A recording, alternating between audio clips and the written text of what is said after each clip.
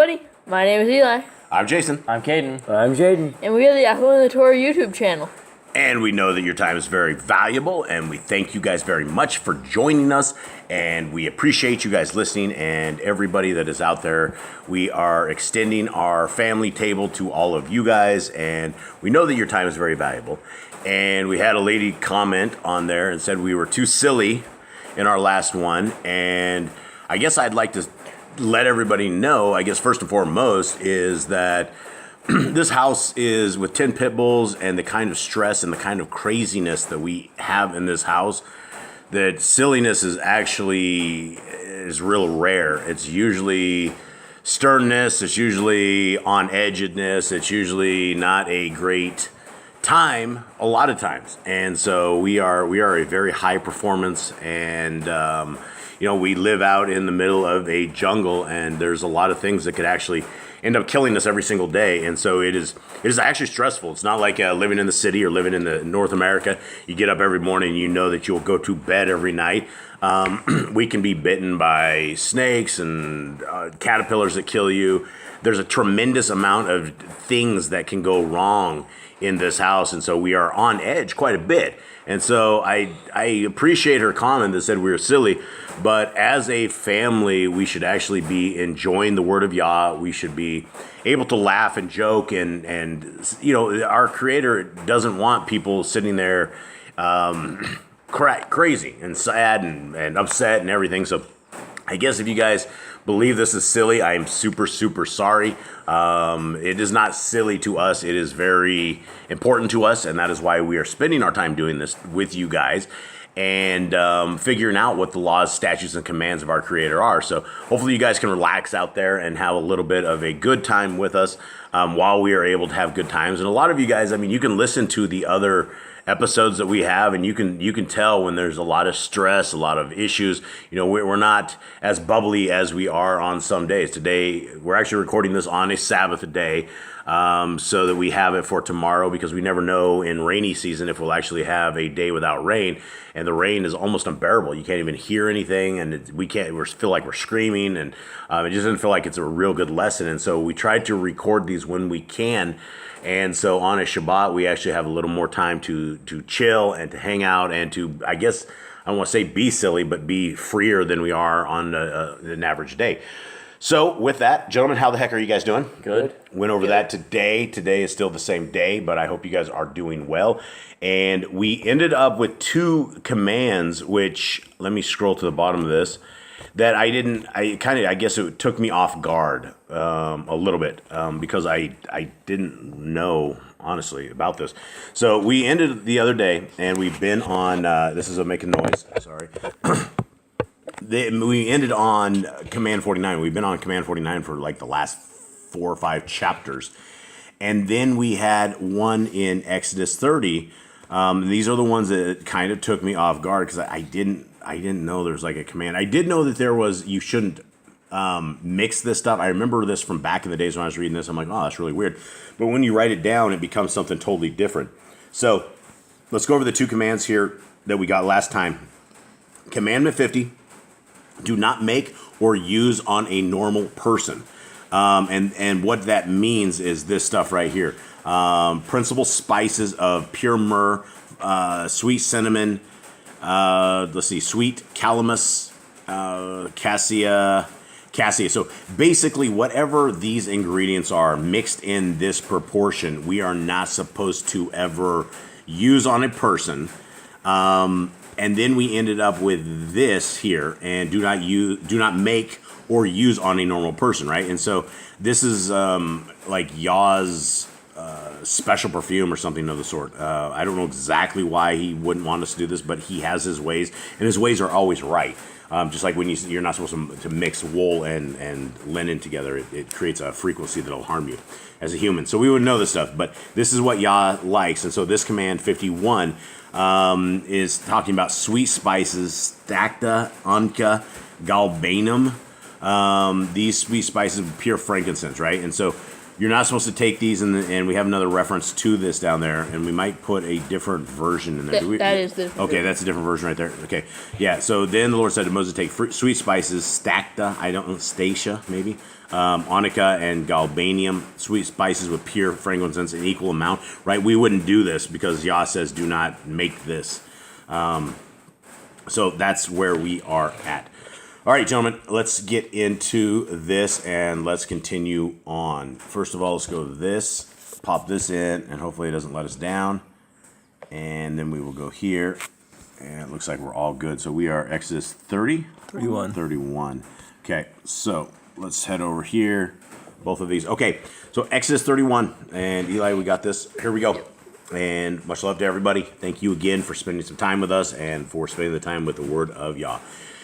And Yahuwah spoke unto Moshe, saying, See, I have called by name Bethsel, the son of Uri, the son of Kori, and the tribe of Yehuda. And I have filled him with the Ruach Elohim.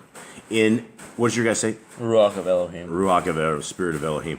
And I have filled him with the Ruach of Elohim in wisdom and in understanding and in knowledge and in all manner of workmanship, to devise cunning works, to work in gold and in silver and in brass. Mine says to make designs for work in gold and silver and bronze. Okay. And in cutting of stones, to set them, and in carving of timber, to work in all manner of workmanship. And I, behold, I have given with him, I don't even know what this word is. Aholiav. I've given him with Aholiav, the son of Akiamak, of the tribe of Dan, and in the hearts of all that are wise-hearted I have put wisdom, that they may make all that I have commanded you. The tabernacle of assembly, and the ark of the testimony, and the mercy seat that is thereupon, and all the furniture of the tabernacle, and the table and his furniture, and the pure menorah with all his furniture, and the altar of incense, and the altar of the ascending smoke offering with all his furniture, and the laver and his foot. And the laver was the basin.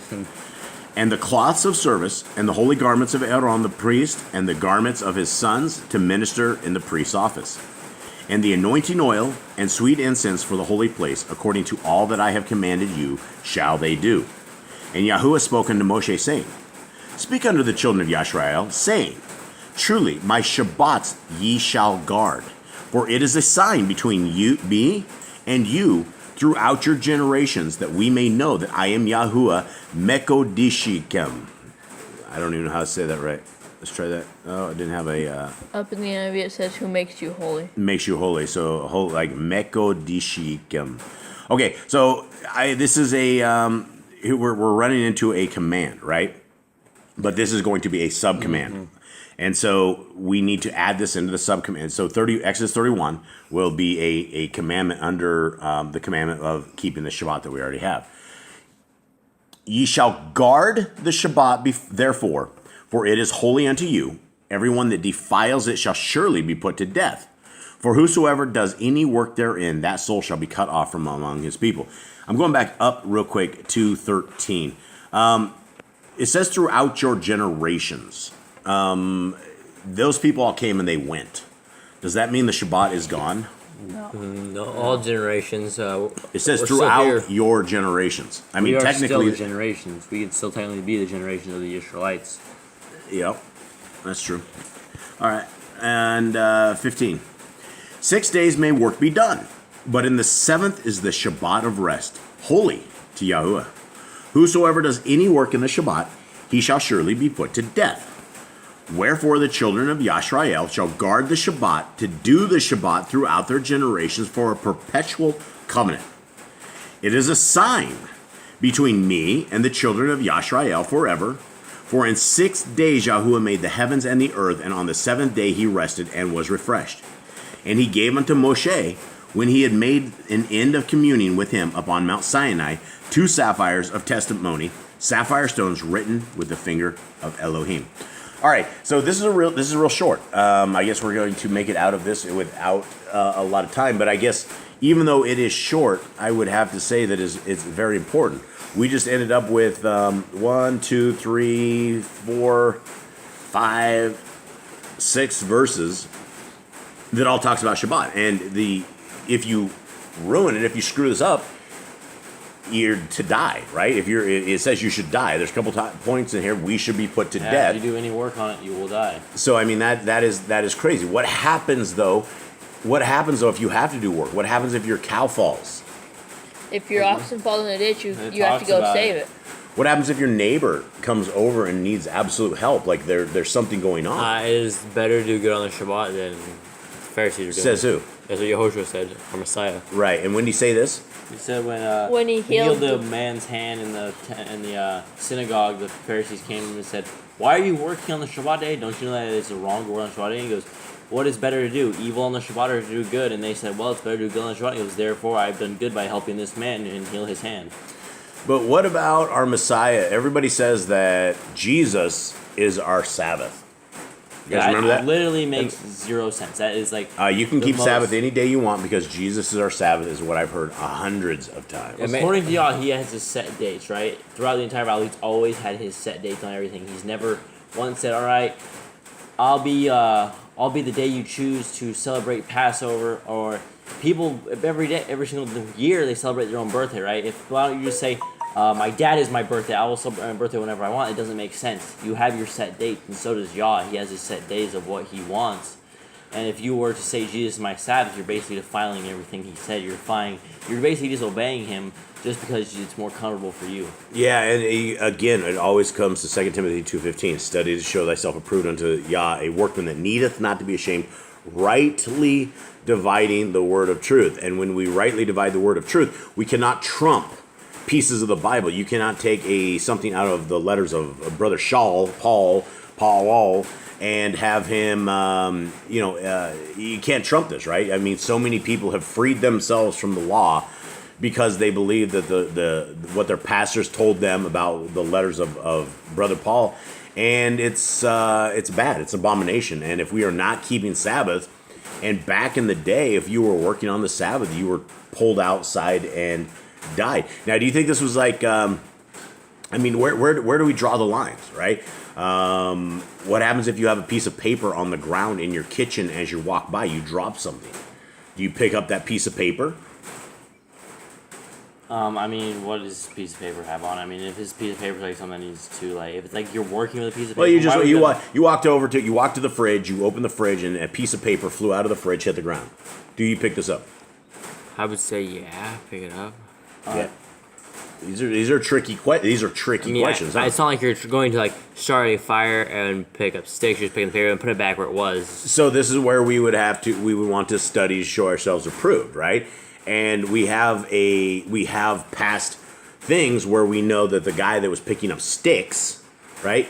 He got smoted, and But so that was probably so he could go kindle fire. yeah, so he could do his work. And we also know that people went out on Shabbat for food, and there was nothing to be found.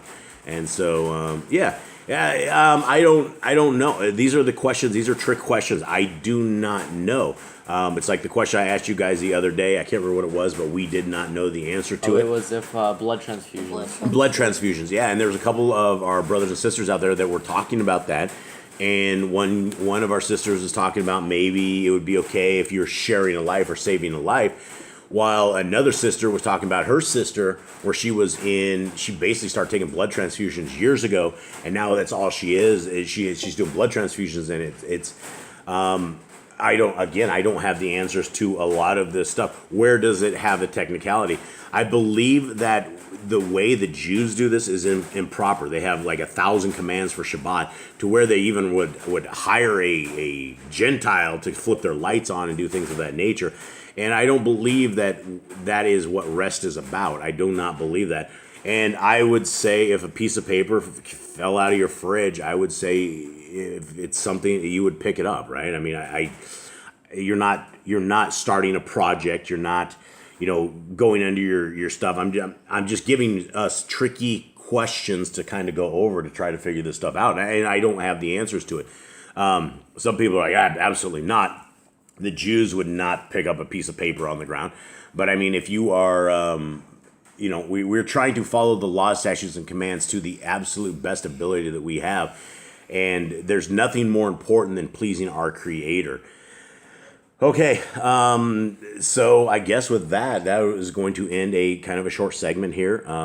Gentlemen, anything else to add? I want to go back to something you said where you said people have freed themselves from the Torah, and it's not that people have freed themselves from it, but they have decided that they are going to change the way they want to believe, right? They choose for themselves. They don't free themselves from the Torah, but rather they enslave themselves unto death. When they Absolutely. go from Yeah. the Torah, it's like they're not doing any better for themselves by saying they don't want to follow the law anymore and they're going to go live how they want because Jesus died on the cross for them, and that's it. They're done.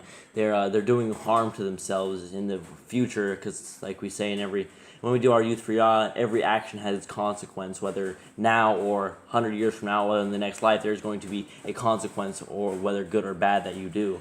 And if you're choosing, that was beautiful. If you're choosing to free yourself from law, you're not really freezing anything, right? You're bonding yourself into the depths of Sheol, where it does talk in other books, some of the extracurricular book, about when you die, the people that die in our Messiah, the people that are following the law, statutes, and commands, it appears that you go into a sleep, right? And you are awoken at the last trump, when the trumpet shall sound and the dead in Christ shall rise. But the people that have rejected the Torah, that have rejected the Messiah, that have not rejected his laws, you reject the Creator by rejecting his laws. You would put his laws on the cross and say they don't apply to you. And then you'll get super sick by eating a piece of bacon or something you haven't cooked right.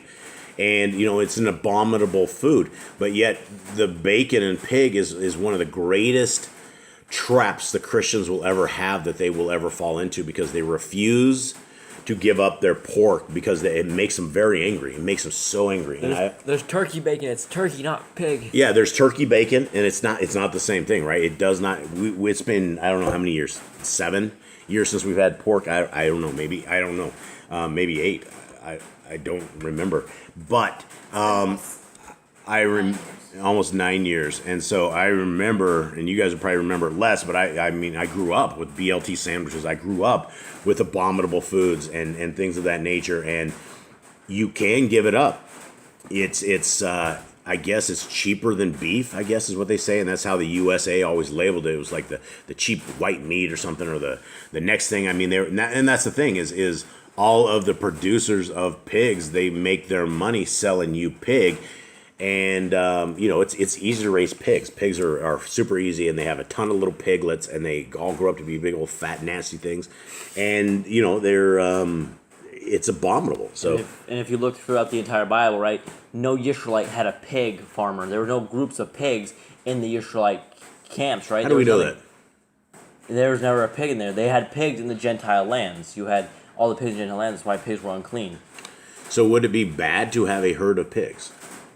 I don't think the animal Maybe it's like itself. eating the animal, I think yes. having because they were like waste bins, right? They would go around eating all the trash, keep the land clean. If you wanted, and I've seen videos coming out of long time ago, where in Las Vegas is like the city of evil.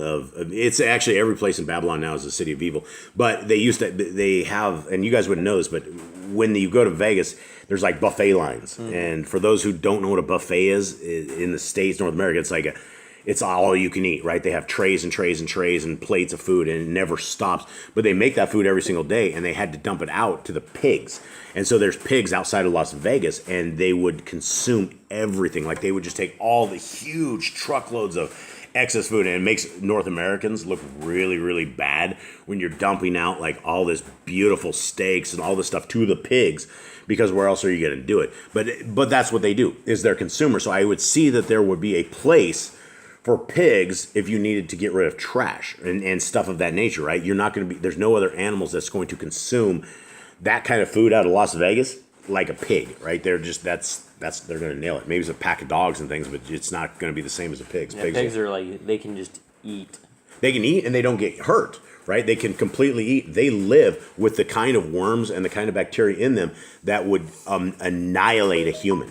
And everyone's like, oh, you just got to cook it right, or you didn't cook it right, or, you don't cook it at all, right? You're not supposed to be eating that stuff. So we either choose the will of our Creator, and where I was going with that whole thing, we choose the will of our Creator or we don't. But when we die, according to the book, right, if you're in the will of Yah, you sleep, and if you're not, you immediately end up in a place where you are 100% guilt-ridden. You understand that you have rejected your Creator, and you're sitting there in terror until judgment. And when judgment comes, there's nothing you can do, right? So we have literally one chance at saving our soul. The most important thing we have to protect in our entire lives is our souls as individuals.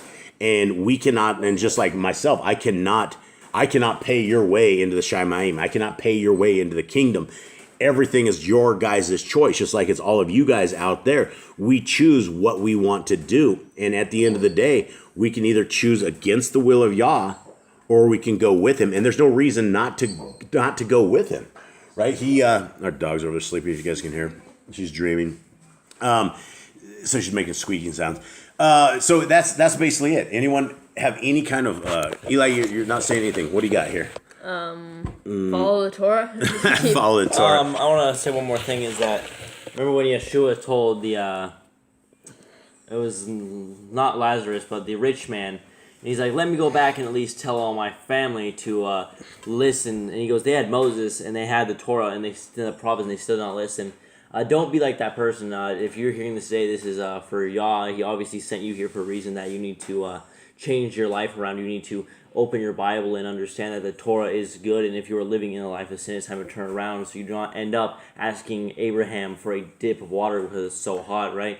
This is your chance to listen to Moses and listen to the Torah. Yeah, and even I go for even further on that. Good job, Kate. Is that the rich man? When we're talking about Sheol and death, that's what he said. He says, even if I could, there's a chasm between me and you.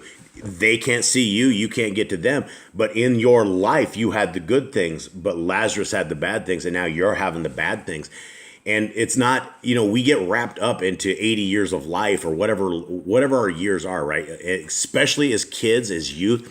One day means absolutely everything. You take away something from my kids for like one day, and it drives them insane. They think it's the end of time, and they don't understand that it's just it's so fast. And the older that you get, the faster life goes, and it's over in a blink. But that's not eternity, right? This is our Creator knows no limits with time. We don't know when our Creator was ever created. We don't know if He was created. We don't know anything about this, but we do know that one day is 1,000 years to Him, which is imagine that, right? He's not even going through a single day. You're not even going through a tenth of His day when we have a life like this, and so our hope and our eternity is after this life, right? We are going to get to that point. We are going to end this life very soon. All of us. It's just a matter of time how we end up, wherever we end up. But we need to protect the most important thing, which is our soul. And unless we are keeping in obedience to our Creator, we are not in control of the soul. And so you will end up with feelings of guilt. You will end up with feeling all sorts of horrible things in this life. And the feelings of guilt are probably trying to get you on the right path. And you won't have guilt. There is a freedom in the Torah. And that freedom that Paul's always talking about is that you're not free from the Torah. You're free from the guilt of living outside of the Torah, because those in the Torah and those who have the faith of Messiah Yahushua, we don't care when we die. It doesn't matter. This earth is going to pass away. These devils are going to take over this world. They're going to do everything they're going to do, right? But it doesn't matter to us because it's just a small part of our life. And regardless of what your life is or how dark it is or what it is, we must make it through to the other side, because just like Lazarus, our best world is coming soon. This will not be our best world. This is the devils and demons have this world. So that's it. Anyone? Jake, got anything? Eli, got anything? No. All right, everybody. Bibles. You read your Bibles. Yep. Much love, everybody. Shalom. Shalom.